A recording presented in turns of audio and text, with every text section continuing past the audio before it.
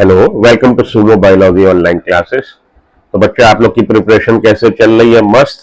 देखते हैं, चेक करते हैं। यहाँ पे क्वेश्चन आपके लिए लाया हूँ, इसको सॉल्व करिए। देखते हैं हम लोग की preparation up to the mark है कि नहीं।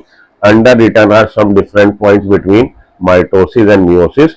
How many are correct? Mitosis occur in haploid और diploid cells, whereas meiosis occurs only in special diploid cells। बिल्कुल ठीक बात है। माइटोसिस डिप्लॉयड सेल या हैप्लॉयड सेल दोनों में हो सकता है, होता है।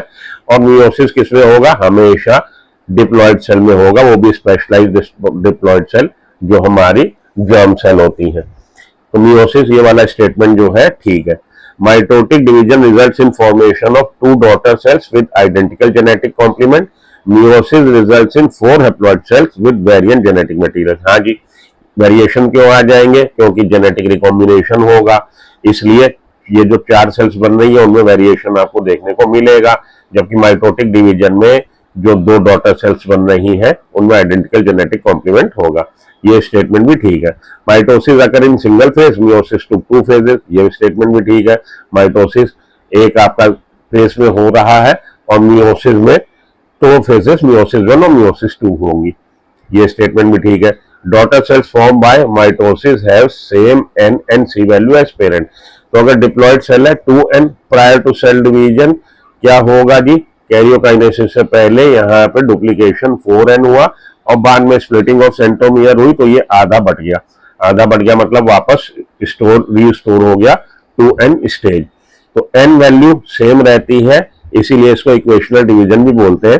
और सी वैल्यू भी सेम रहेगी, डॉटर सेल में पेरेंट सेल के बराबर रहेगी। Where as daughter cells of meiosis have half the N value and same C value. नहीं, एन वैल्यू भी हाफ हो जाएगी और सी वैल्यू भी हाफ हो जाएगी। तो मानिए 2n थी, इससे जो हैप्लॉइड सेल बनेगी यहाँ पे 2c है और उसमें सी वैल्यू हो जाती है, हाफ हो जाती है। तो मानिए 32 क्रोमोजोम थे, 32 क्रोमोजोम वो 16 रह जाएंगे, तो एन वैल्यू भी हाफ हो जाएगी और डीएनए कंटेंट भी हाफ हो जाएगा।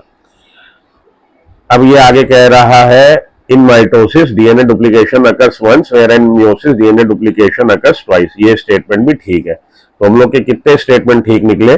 Meiosis occur in haploid diploid cell, ये स्टेटमेंट ठीक था। Mitotic division result in formation of 2 daughter cell, ये स्टेटमेंट ठीक था। सिंगल फेज में, डबल फेज में ठीक था। ये वाला स्टेटमेंट केवल एक रॉन्ग था। तो 5 में से 4 स्टेटमेंट ठीक है, हमारा आंसर हो जाएगा ऑप्शन सी। Thank you.